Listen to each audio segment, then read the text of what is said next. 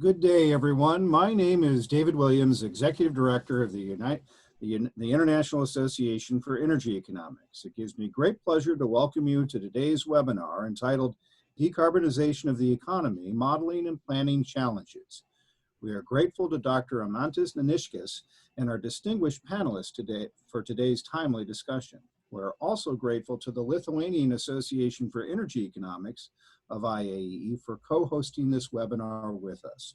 First, a little bit about the International Association for Energy Economics. We are the largest association specializing in the field of energy economics and provide a forum for the exchange of ideas, experience, and issues among professionals interested in the field. The organization produces 2 professional journals, a newsletter, and holds conferences and virtual presentations, along with a host of other products and services that you can find on our website at www.iaee.org. If you're not already a member of the association, we welcome you to join. A few housekeeping matters in regard to today's webinar before I hand things over to our moderator. First, this webinar is being recorded for those that cannot participate in today's live event. If you have questions for our panelists, please click the Q&A button at the bottom of your Zoom window and type your question. We've allocated sufficient time at the end of this webinar to address your questions. And now I would like to introduce you to our moderator, Dr. Eimantas Neniškis, Research Associate at the Lithuanian Energy Institute, who will lead this webinar. Eimantas, over to you. Well, thank you, David, and I welcome you all to today's webinar on challenges related to modeling of the decarbonization of the economy. Today, there will be 4 presentations related to currently ongoing project and integrated modeling and analysis of the decarbonization of the economy, which is funded by the Research Council of Lithuania. The presentation 1 will be about multi-sectoral modeling approach. The second one on how to represent electricity generation from wind variability in energy planning models. The third presentation will be about the challenges in modeling transport sector, and the last one is about electricity price forecasting. All presentations will be given by a team of modelers from the Lithuanian Energy Institute.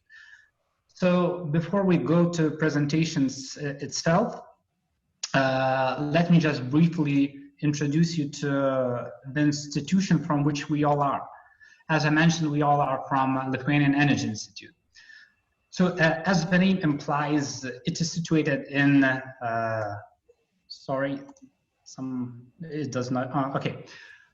It is situated in Lithuania, in Kaunas city to be a bit more precise. Lithuanian Energy Institute has more than 200 employees that work in 10 subdivisions. Each subdivision specializes on a specific research field. As you see in the slide, research fields cover not just the fields directly related to energy systems, but also on indirectly related, like materials research, combustion and plasma process hydrology. All 4 of us giving you presentations today are from the Laboratory of Energy Systems Research, which specializes in energy development, planning, programs and strategies. Developing such strategies requires expertise in many different fields. For this reason, we have scientists working on economic modeling, energy supply scenarios, environmental impacts of the energy sector, integration of renewables, transport decarbonization, climate change mitigation, and other fields.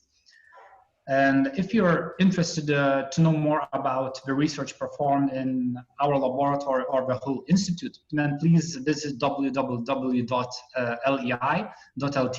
or our Facebook page. And now to the presentations. The first presenter is Arvydas Galinis, the head of our laboratory, who has almost 40 years of experience in energy sector development and operation analysis.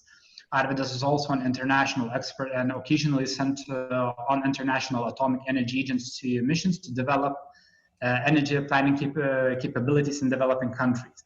So the floor is to you, Arvydas.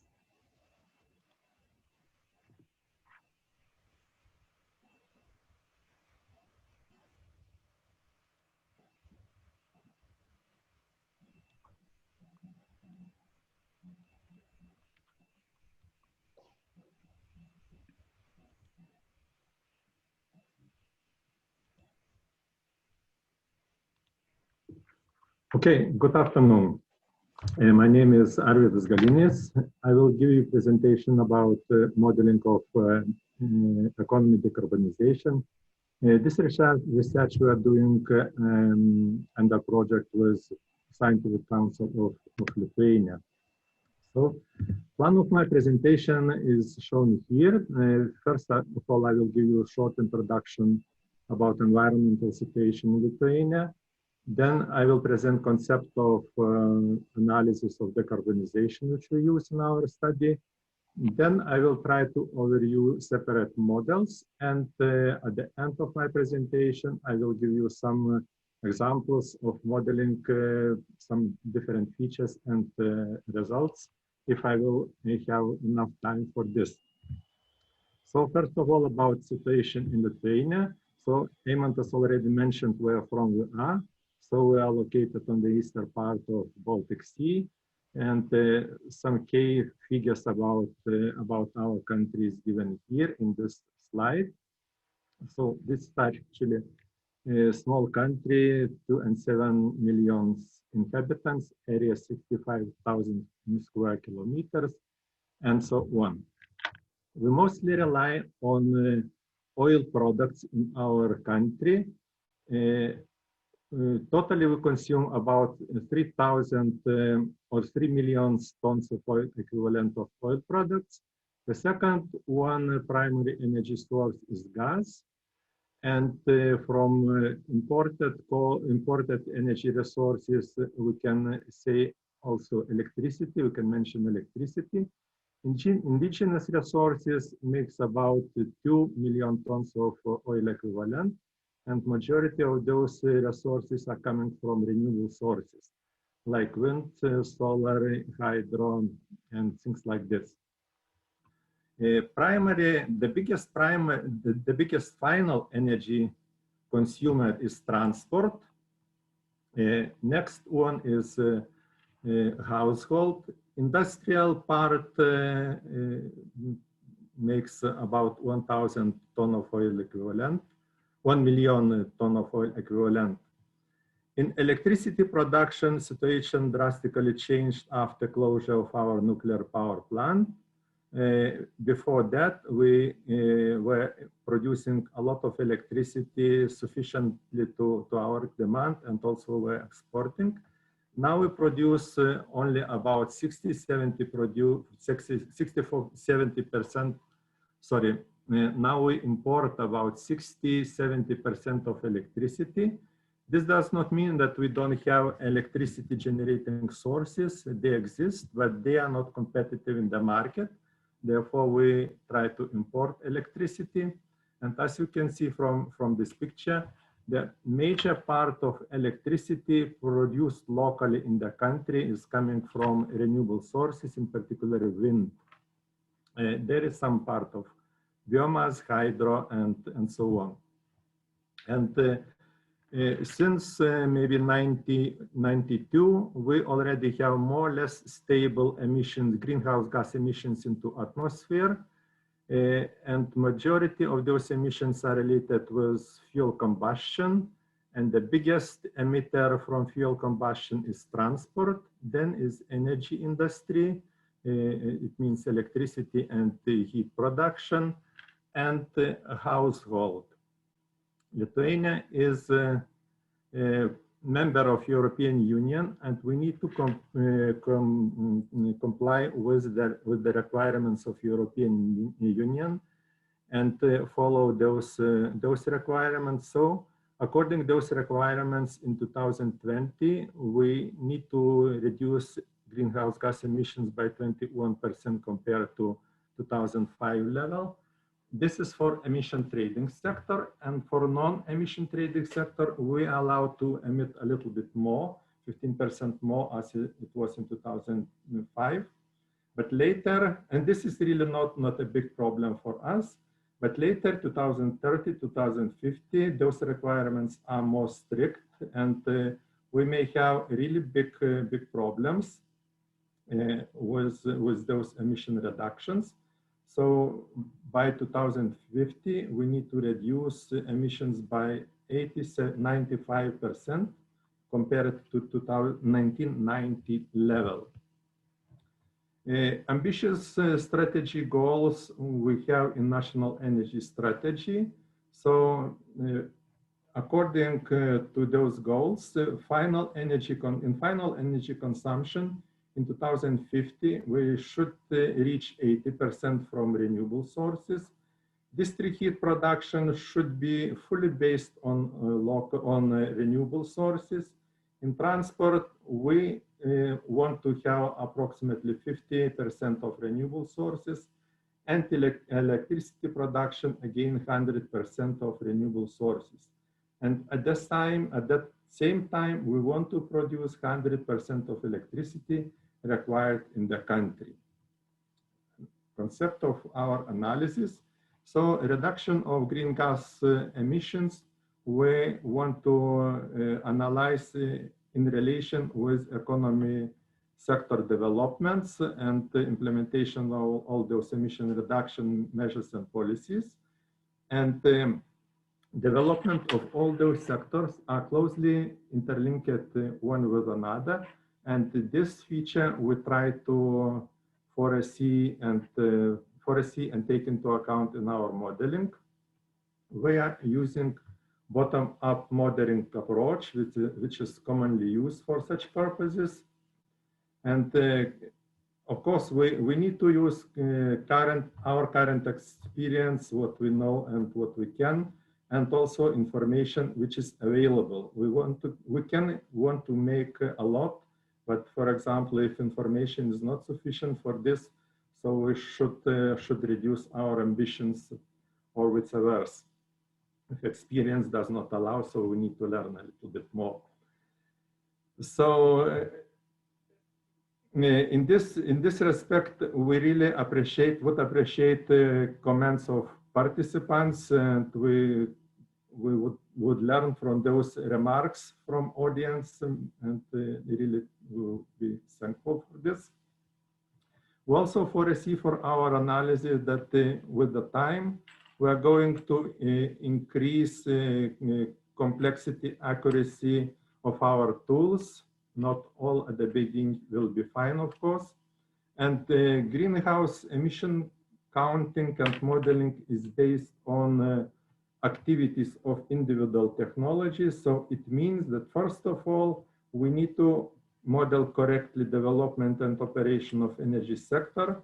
And this would allow us to calculate correctly emissions, make some boundaries on those emissions or penalties and so on. So therefore, all modeling efforts mainly are related to correctness of modeling different energy systems. So flowchart of mathematical model, which we can use, which we are going to use for our analysis, is shown on the slide. So it consists from energy sector and 5 sectors of other economy, like industry and construction, transport, household and service, agriculture, and others. In this modeling approach, we want to have models of different complexity. One model of particular sector might be more complex, more accurate, but at the same time, we can have also more simple models, and we can use this combination of models in a multi-sectoral model or run those models alone. And for example, case one, we can select one, say, detailed model and connect it into a multi-regional model consisting from more simple models. We will be able not to increase much size of model, but get really good insight for particular sector and analyze deeply problems existing in this sector. Now about separate models. So energy sector, in this model, we mainly focus on electricity and district heating systems. Those systems are depicted in our model in big details. Of course, neighboring countries are also taken into account.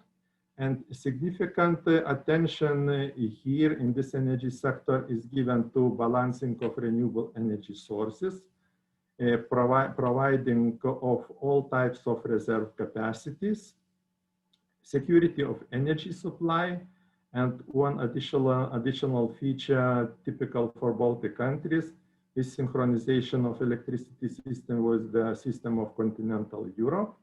Currently, we are synchronized with Russia, and we want to change this situation.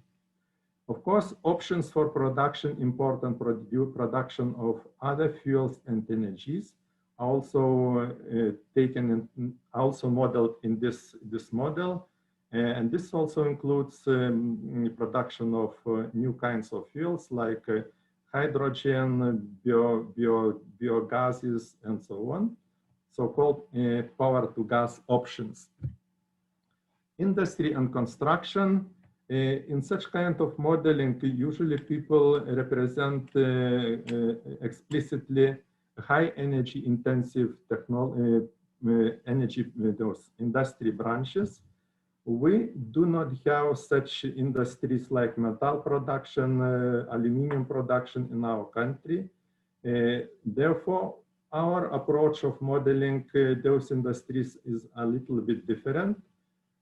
We select 5 major industrial branches in our country, and remaining part group into a category called others, and try to analyze different processes within those industries, like thermal processes called production, mechanical power, space heating, conditioning, lighting, and office appliances, and so on. And construction branch we are going to represent very simply in our models because total energy consumption and emissions are really low from this branch. Transport, about transport, Eimantas will talk a little bit more during this day. So transport is one of the major emitters of greenhouse gases in our case, therefore we allocate more attention to this sector, and we try to model passenger freight transport, water transport, and aviation. And of course, currently we have biggest details represented for road transport because more information we have, and this is the bigger emitter in our country. But again, Eimantas will talk a little bit more about this sector. Household and service. Here we analyze processes related to space heating, hot water preparation, air conditioning, cooking, and lighting. And we take into account where those buildings exist in urban or rural area. Do they have connection to district heating system or gas network? What type of fuels they use and to which they can be converted. And also we take into account different support schemes which are introduced in our country for supporting of changes in the sector. Agriculture and forestry. So here we are going to analyze agricultural production, forestry, and livestock. And for agricultural production, we will analyze growing of different crops like energy crops and other crops needed for food and feed. For this, in order to analyze those crops, we're taking into account land use. So because this is limited resource, if we will grow more one type of crops, so land, the remaining part of land will be less for other crops and so on. So we keep energy balance in consideration. We take into account different soil types because productivity of land will be different, and also consider different agricultural technologies which are related to cultivation of type of cultivation of land or use of fertilizers. In forestry sector, we also take into account land use because this is the same source which should be shared between agricultural production and other purposes. Also, soil type is taken into account, and also forest type, like spruce, pine, mixed forest, and fast-growing shrubs. Livestock is in this say field, we are analyzing growing or raising of cattle, pigs, sheep, poultry, etc. And we are going to use feeding rations in order to have possibility to change emissions into atmosphere from livestock. And few modeling examples. So about agricultural products. So for example, if we're looking to growing one particular product, agricultural product, we can see that for this we need land, we need water, we need fertilizers, energy, and finally we can get the main product like corn and the sub-product like straw. Of course, all this process requires some cost, and it depends on climate. And how this process can be modeled in energy type models is shown here, that this process can be represented by technology having multiple input and multiple output. And of course, this technology should be represented by some parameters. And here I am showing you how efficiency and cost, the major parameters, can be calculated. In this case, emission efficiency, like calculated like main product divided by area of land occupied, and cost, growing cost, which we know from statistic, and divided by main product. And this will be per unit cost and efficiency. Of course, those parameters depend on climate. Similarly, we can represent the growing of livestock. For example, here, different technologies of growing one particular agricultural product can be represented as different technologies, and they can compete.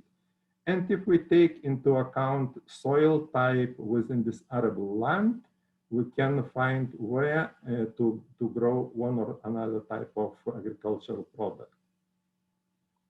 And here it is shown how land balance is modeled. So here is agricultural land, for example, here is forest, and here is total land in the country or municipality, or this is according soil type.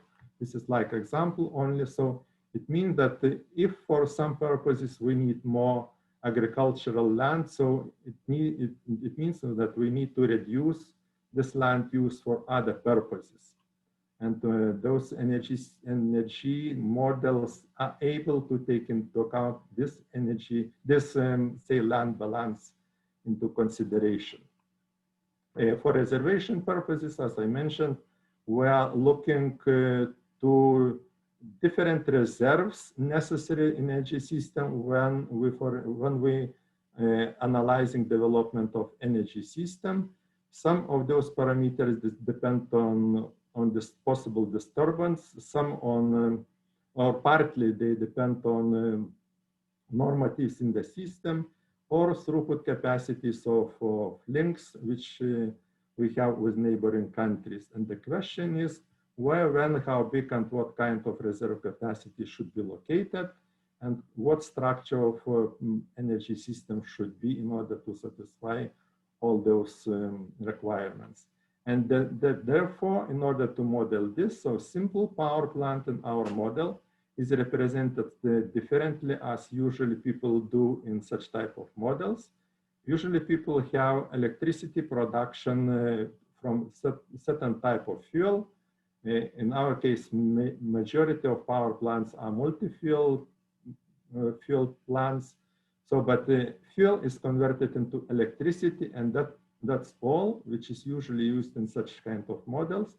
We add additional 3 activities representing reserve supply from particular power plant.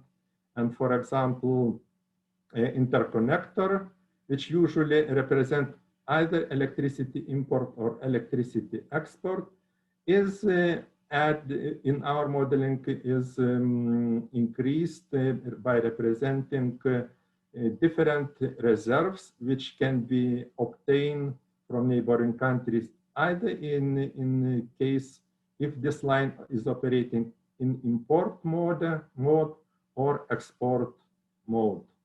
So, and having this, this modeling approach, we can have as a result reserve capacities necessary for each time period under analysis, into which we will divide our study period. And we can see where from this reserve capacity can be taken or is coming from. And here, additionally, I can show those, say, balancing situations when, say, changing wind, which is in this color, how this is substituted by other types of power plants or electricity import. And the same is for solar, which is shown here in blue color, how this is changing when solar activity or wind activity is changing. So, and this is all what I wanted to say about those renewable sources, balancing of those renewable sources. Egidijus will give additional presentation. So for me, it's enough. Thank you for your attention. Okay, so thank you, Arvydas, for presentation. And now, just if you have any questions for Arvydas, please use Q&A button down below to ask a question, and we'll make sure to answer the questions at the end of our all presentations. We'll have some dedicated time for it. And now let's move forward to the second presentation, which will be given by Egidijus Norvaiša. He's an expert with more than 20 years of experience in energy planning. So Egidijus, the floor is yours. Sorry, just one more thing. The presentations will be definitely uploaded to the website, just to get that out of the way. Okay, so Egidijus.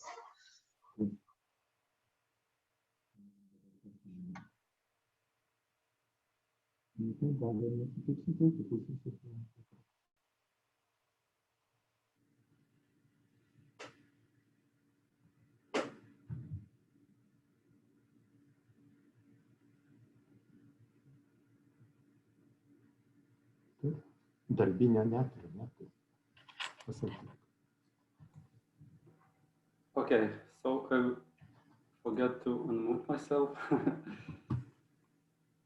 So I will start my presentation. And my presentation is quite technical, but I will try to deliver it as simple as possible. I will start from addressing some few modeling challenges of wind energy.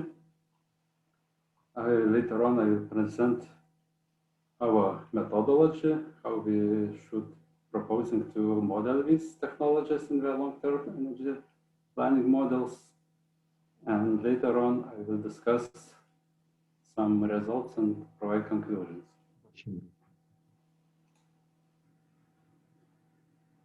So wind is one of the key sources for renewable power generation in future decarbonization scenarios. And techno-economic assessments must set optimal targets for wind and other renewable power. However, it presents various challenges for energy planners, which we have to deal with. And of course, one of the main challenges is the variability of wind energy and how it must be addressed in the long-term models, analyzing possible future energy scenarios. Because this is essential that future power systems must have sufficient supplies to cover periods without wind. So flexibility of energy systems becomes more and more important. High shares of wind and other renewable energy sources are likely will require more investment in balancing and other flexibility measures. So when modeling, preferably we should have hourly or even higher resolution modeling. But the problem is that most used common long-term capacity planning models, which analyzing 30, 40 years into the future, are not adapted for such type of modeling. It is because the model on hourly basis becomes too complex and requires huge computational and time resources. So to overcome that, we need some specific modeling approaches. And temporal representation is the main problem of wind modeling. For such models, temporal steps needs to be specified if we want to model future energy scenarios. By default, each year in such models are usually divided into different seasons. Each season divided into a few types of days, for example, workday and weekends. And finally, each day is divided into additional segments to represent the differences between, for example, night and peak energy consumption. And of course, in energy models, for each of these so-called time slices, we have to define parameters like energy demand, wind capacity factors, costs, and so on. But such modeling, such a resolution of time is typically too low to fully address impacts of variable resources in long-term generation expansion models. Here I wanted to show an example of wind generation in one particular time slice. In this example, it is the evening of working day in autumn.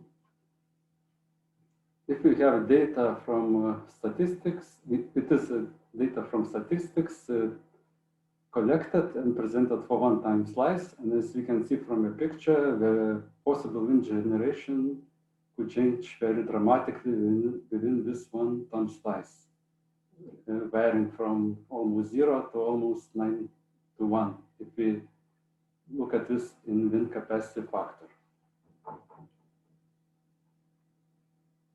So usually from wind speed data, we have such information, and we can provide for each time slice wind power probability curve, which looks usually like this. This is time, this is capacity factor for wind powers. And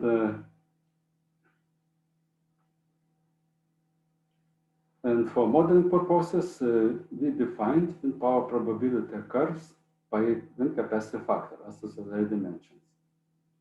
Because all parameters of the models defined in particular time slice must be constant. So in this case, because we are analyzing just one time slice, in the model, we could specify only average wind capacity factor as input to our model.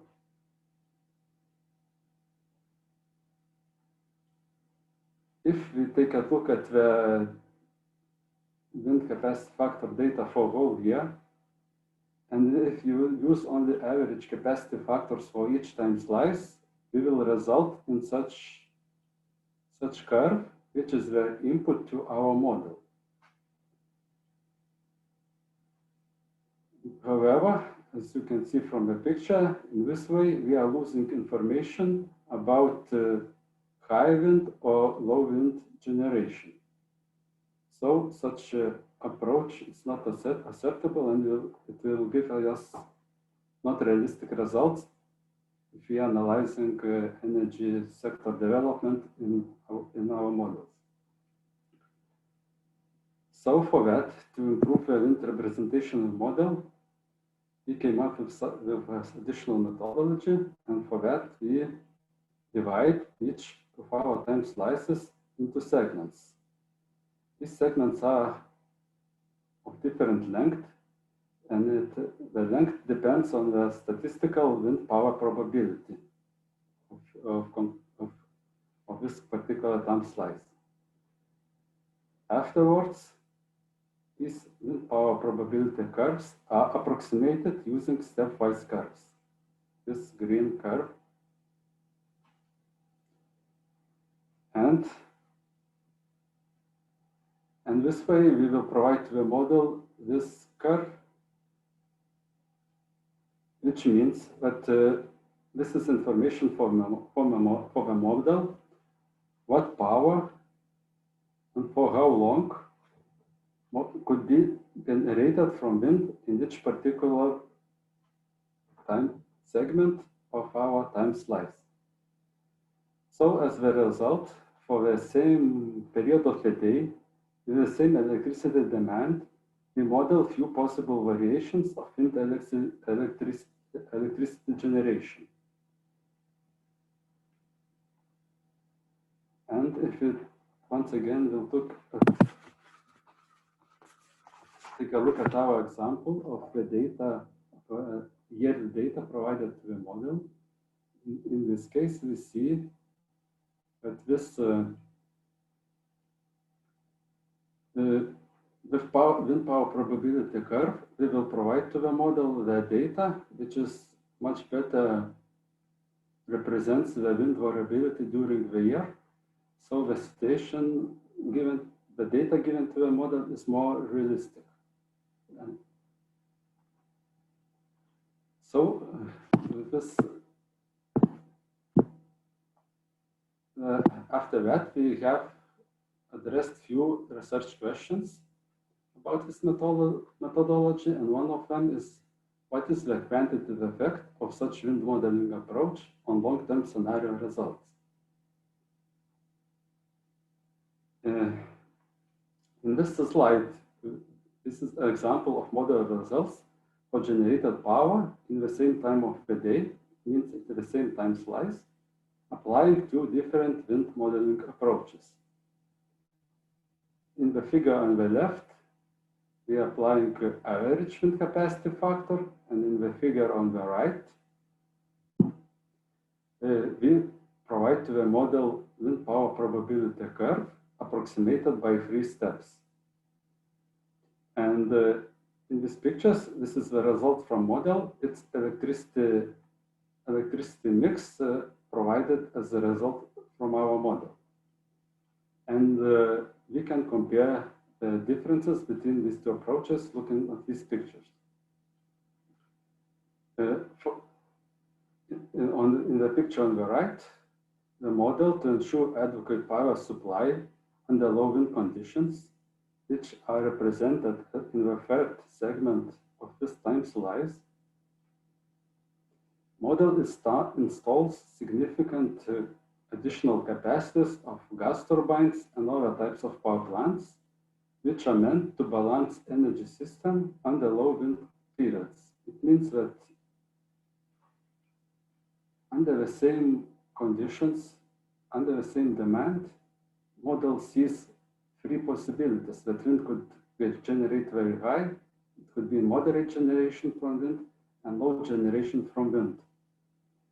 So model addresses this more correctly, and it provides capacities in the results, which are used to balance energy supply when there is no wind.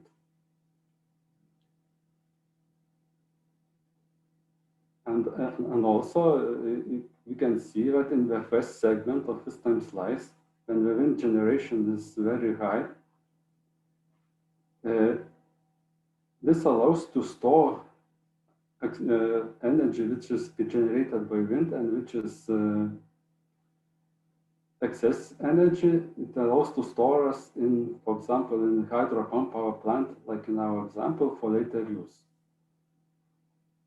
So these results show that applying wind power probability curves is effective, and it solves some of the wind representation issues in long-term planning models.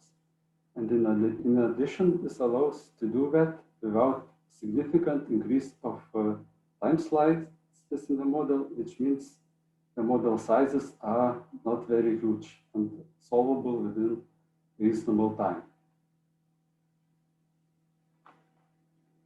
Another question that we addressed in our research was how many approximation steps for wind power probability curves are needed.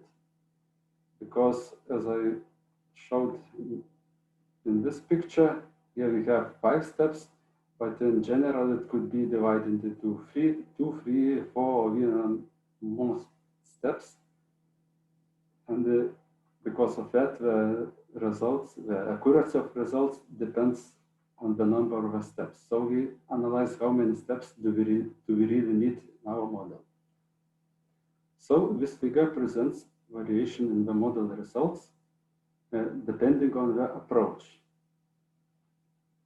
Here we analyze the average capacity factors and also introduced wind power probability curves, which are approximated by 2, 3, 4, or 5 steps.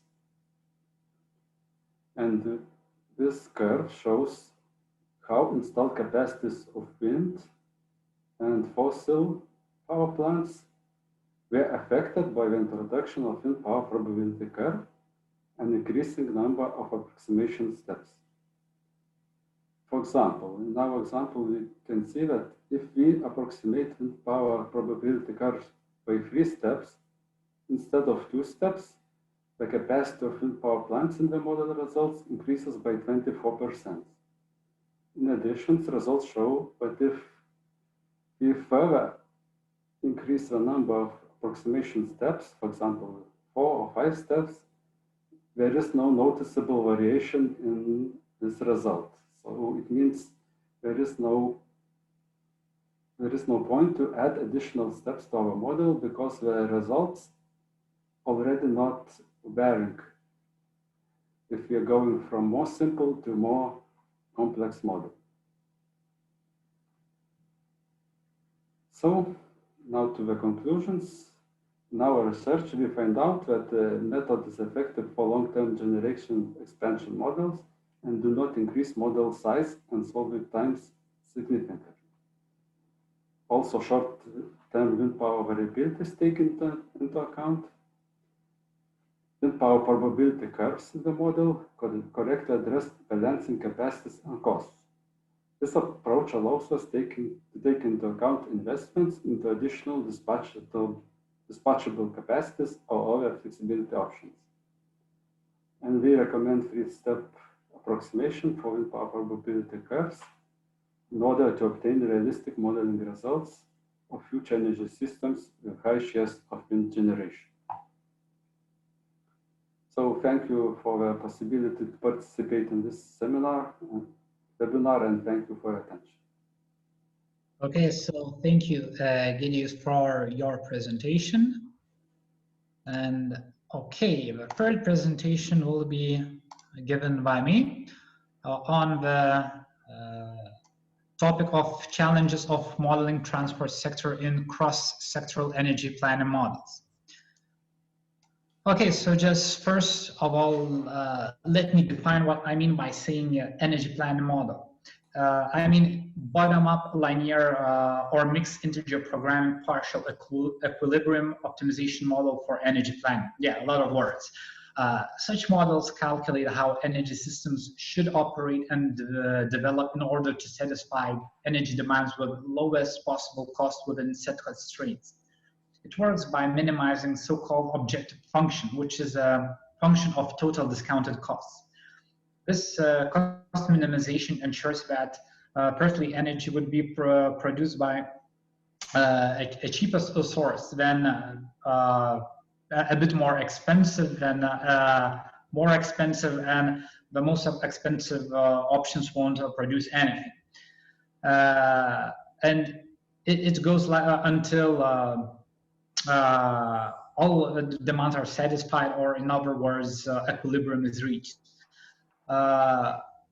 Several modeling software examples would be Times, Markov, or Message, or Balmoral model.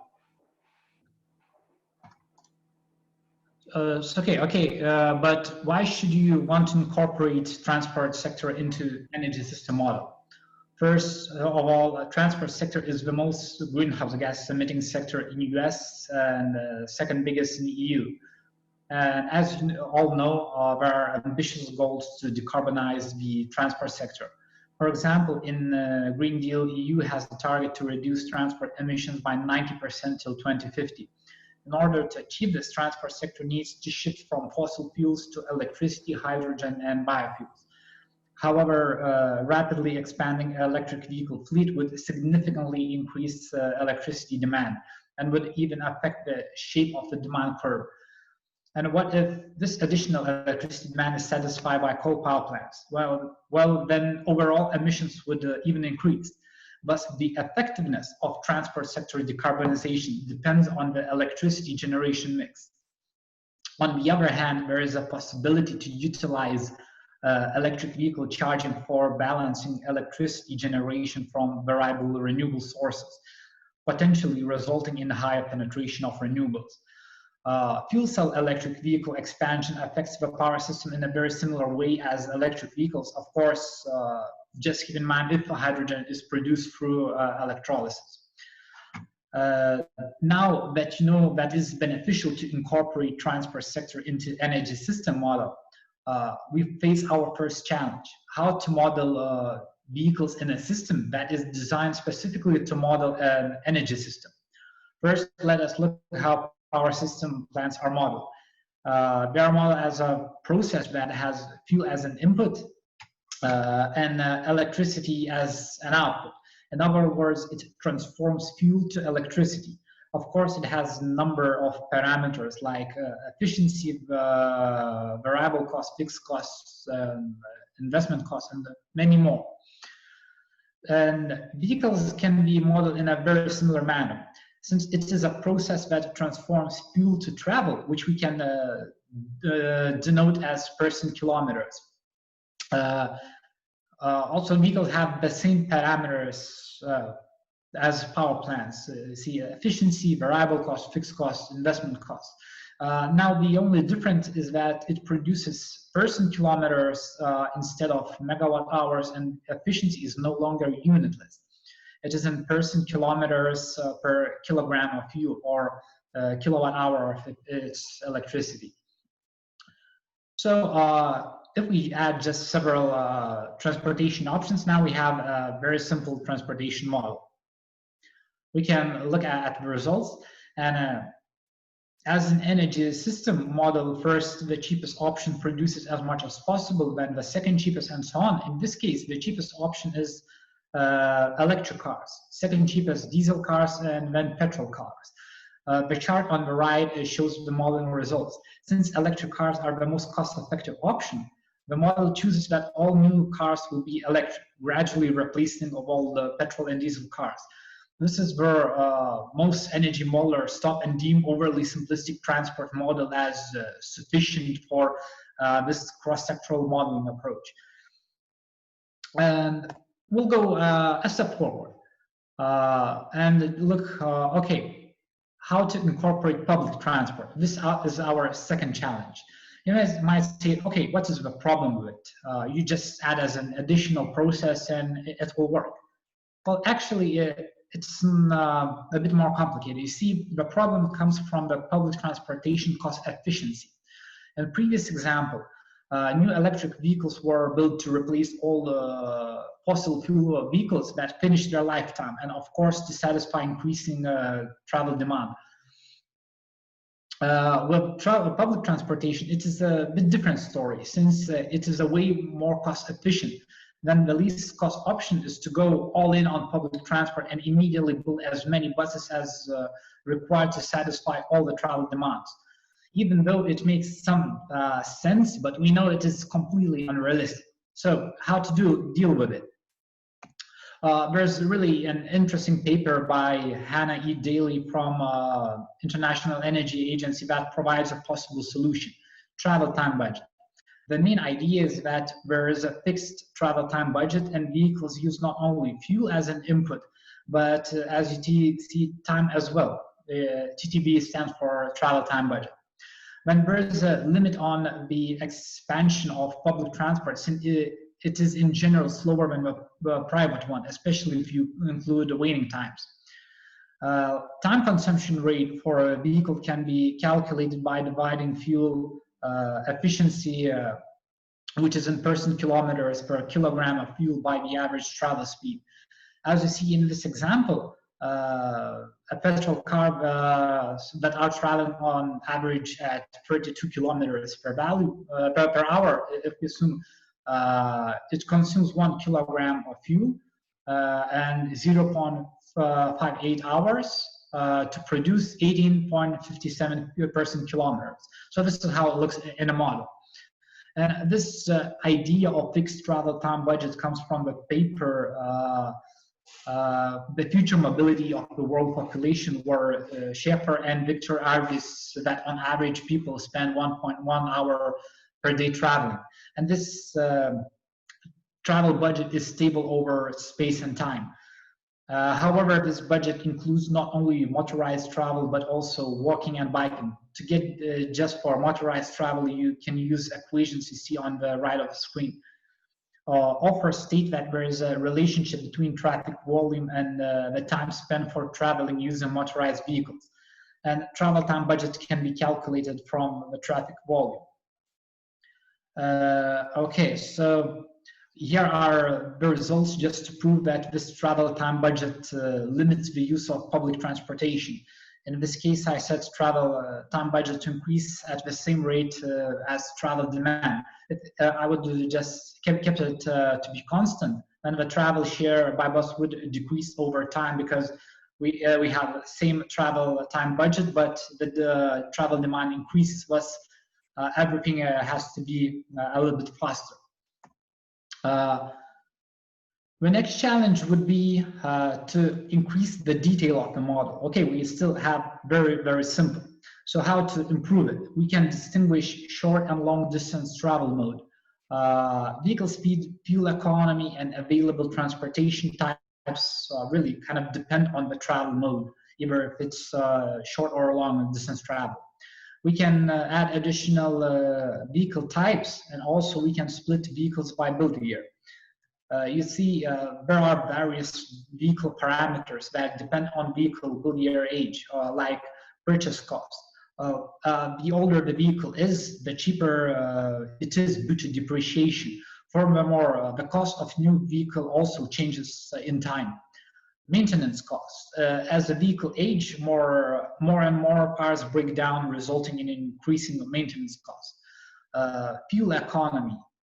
Well, basically, newer vehicles just tend to be more fuel efficient.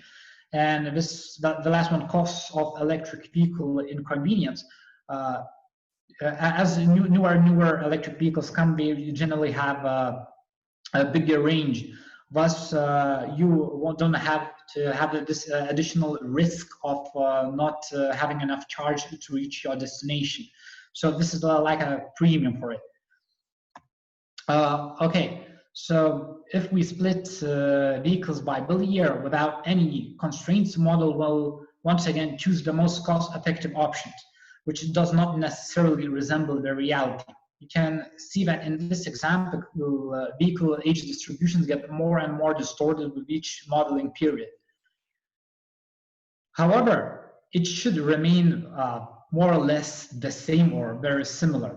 In this case, it is exactly the same distribution, just it looks a little bit different since it has a higher time steps here.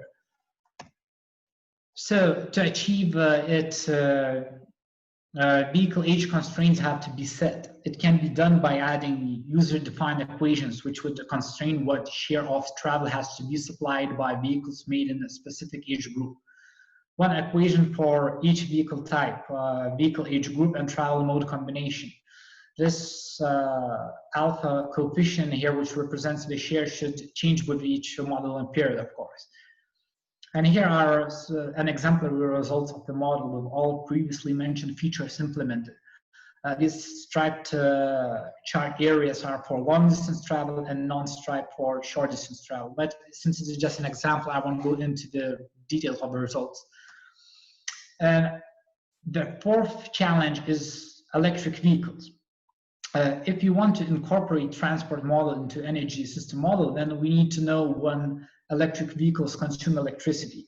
If we would leave it as it was, then it would consume electricity when EVs are in use, but it should be completely opposite. EVs are charged when they are parked. For this reason, charger and a battery should be modeled as well.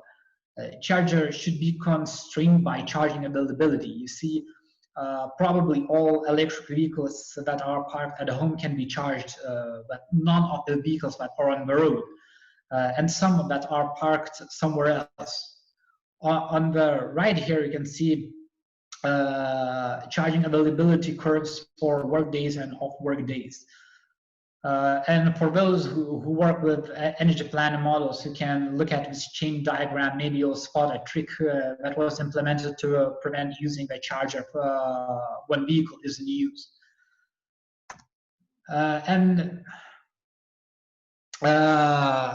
The last challenge I'm going to present you is on how to link this transport sector model to the energy system model. And the answer is kind of a simple one. Electric vehicle charger connects these two models. It uses electricity produced in power plants and distributed by the grid as an input. If you all use fuel cell electric vehicles in the model, then hydrogen commodities and another link. Previously, I mentioned that flexible electric vehicle charging could be used to balance renewable sources. With this slide, I want to just show you that such multi-sectoral modeling allows it. And as you see, wide charging curves somewhat adapts to electricity supply. Modeling results show that by including transport sector into a model, we get a higher wind penetration compared to a scenario without a transport model. However, the same cannot be said about electricity generation from solar energy. This is because electric vehicle charging curves are completely the opposite to solar irradiation curve. Oh, sorry. And the last thing I'm going to tell you is about possible additional improvements. One is splitting vehicles by class, for example, into AB, which is a small car, CG, medium-sized cars, EF, large ones, and J into SUVs. Another improvement would be constraints on market penetration. Well, you see, it is very unlikely that from the next year, all new vehicles will be electric, but the constraints would ensure that market penetration would increase gradually. And the last one is still an untested idea, modeling consumer growth by income. It could be another limiting factor in the development of the transport sector. So this is my presentation. If you have any questions, please leave it in the Q&A. And I'll give the floor to Mindaugas Česnavičius, the youngest member of our team. He will present his presentation about energy price forecasting. So Mindaugas, here we go. Hello, everybody. So as a part of technology-based modeling of economic decarbonization project, I'm gonna give you a presentation today about external modeling factors evaluation using statistical forecasting methods at electricity price case. So basically, when you're modeling some kind of system, you have some constraints, right? So, but there are still external systems which are affecting the model system. And often you have lack of information about those external systems and you cannot model them so well. So naturally there arises a question how to reliably evaluate energy and reserve prices, for example, in the neighboring systems without building another model, without those constraints which you have within your model. So by talking about electricity price, we can define that electricity price basically depends on some kind of highly influencing factors, such as energy generation mix, for example, renewables or fossil generation power plants. When there's weather conditions, so it can be dependent on the wind speed or the level of water in the rivers. Of course, fuel prices and demand dynamics. Talking more deeply about demand dynamics, we can see on the right side that it can be we can see the certain patterns on the electricity price in the daily base. where we have some kind of peak in the morning and some kind of peak in the evening, as well as we can see some kind of pattern in yearly basis, where we see the lower price in the spring. And we can see also some kind of pattern in the multi-year horizon, where the price in this case is gradually growing. So since we're modeling for the long term, for the long term period, we're mostly focused here on the longer forecasting, such as year or multi-year case. So talking about statistical forecasting actually does exactly this. It looks at the time series of what you have of a price time series, creates a model, and according to its dynamics and possible influencing factor, creates a forecast which is based on the previous dynamics.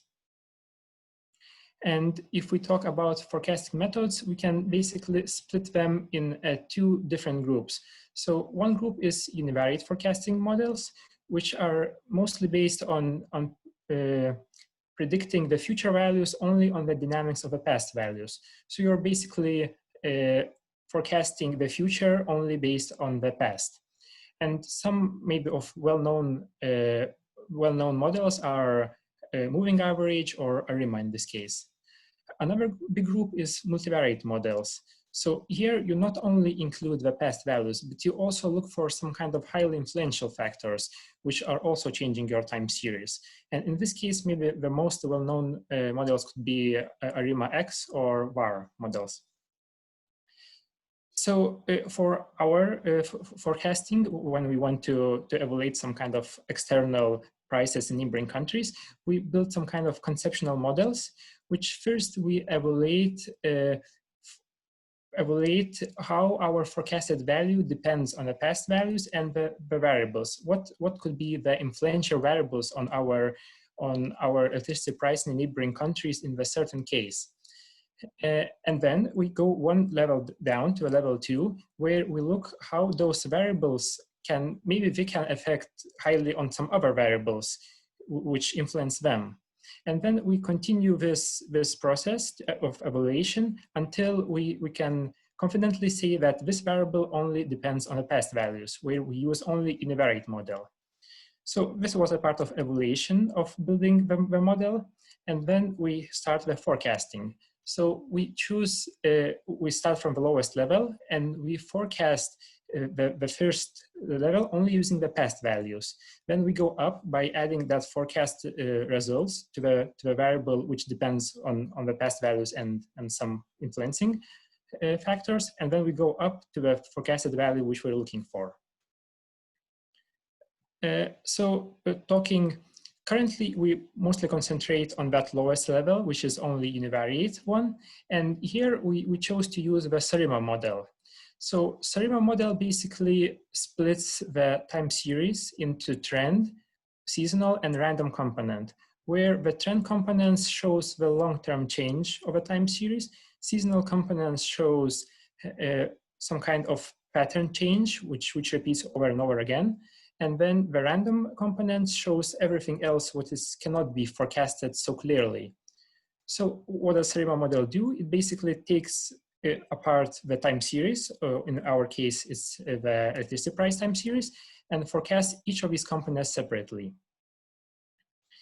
So to build that forecast of a Cerebral, we use this kind of methodology, where first and probably the most important part is to find the reliable data source and make it in convenient format in the software where you analyze it.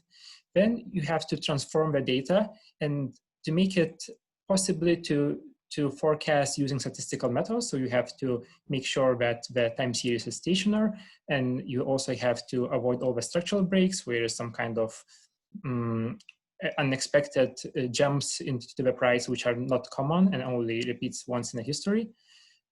And then you have to split the time series into the train and test data sets, which one you would use to build a model and another you would use to test its accuracy.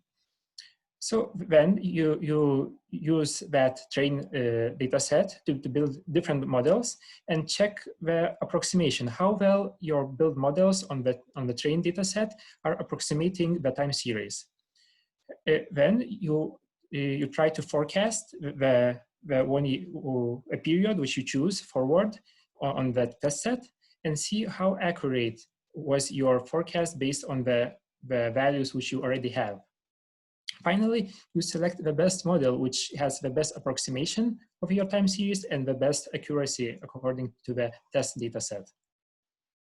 So following all these methodology steps, we try to do some pilot model by trying to forecast the Lithuanian electricity price for 2020 year. We gathered data from Nord Pool, and the data set contained of 90 points, and it went from 2012 July to 2019 December, and we chose the data the train data set from 2012 July to 2018 December, and we choose the test data set for 2018 January to 2019 December. So finally, talking about what we got as results. So here you can see that we built 4 different models: IR1, ARIMA 110, ARIMA 111, and SARIMA 111. Interestingly, there was SARIMA model had the best approximation criteria because it caught the seasonal changes, while IR model had the best average price. So naturally, in the mind came the idea that you have to combine both of these models to make the weighted SARIMA model, which would also catch all the seasonal movement and have the good average value. So you can see it in the top left graph, which is in the middle below the full line of the electricity price. And then we finally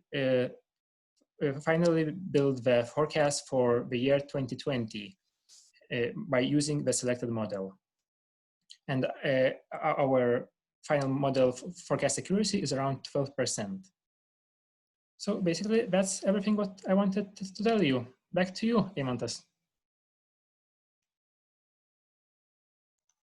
Okay, so thank you, Mindaugas. Now let's go to the questions. The first question is, will the presentation be shared afterwards? Yes, of course, they will be uploaded. And the second question is, okay, first of all, I'll read the original question and then go to the clarification because I asked for it. So the original question is, have you a model of the impact of the wind capacity factor with 3 steps approximation on the transmission and distribution network? Is there any assumption on disconnection of wind turbine possible in the model? Example, disconnection on the 3 percentile of load factor. And to clarify my question, is there a strong impact of the 3 steps approximation in terms of transport capacity requirement compared with a 5-step? So I'm assuming that this question is for Egidius. I'm probably asking you to answer it. Okay, I will try. So first of all, I have to say that we didn't model networks in much details. It was more simplified modeling where we specified only total capacities of the lines and the costs. And also the approach was tested on the Lithuanian energy system with the assumption that wind capacity could expand up to some limit, which represents capabilities of transmission and distribution networks. What is also maybe could be mentioned that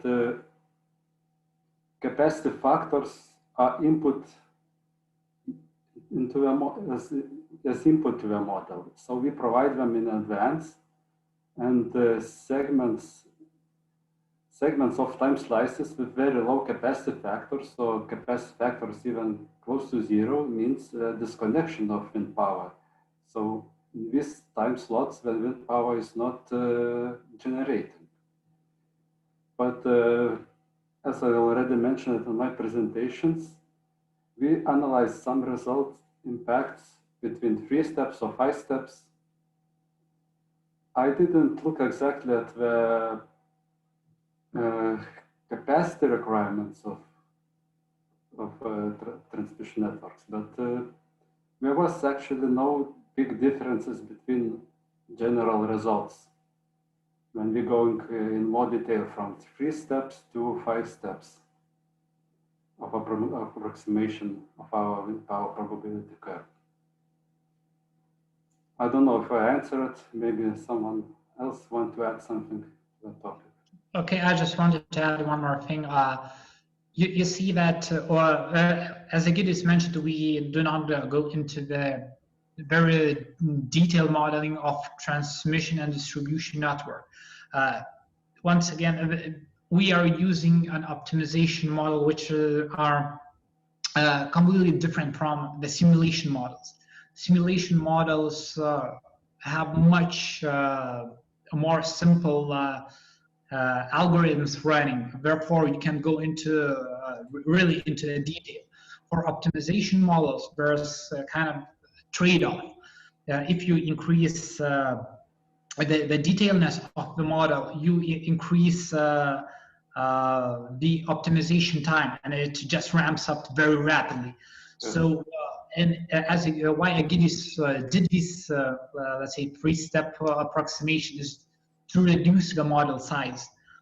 If you have a lot of time steps, as in a simulation model, you can model, I don't know, even if every 15 minutes, every minute, even every second. But for optimization model, it's completely impossible. I don't know, maybe if you have kind of a supercomputer dedicated exactly for that, and you're running it for, I don't know, a few months, maybe you can go into the second, the time slice of 1 second. But for our purposes, we have to make some sacrifices, and yeah, we have to make some aggregations on time. So that's what I just wanted to add. And I see there are some additional.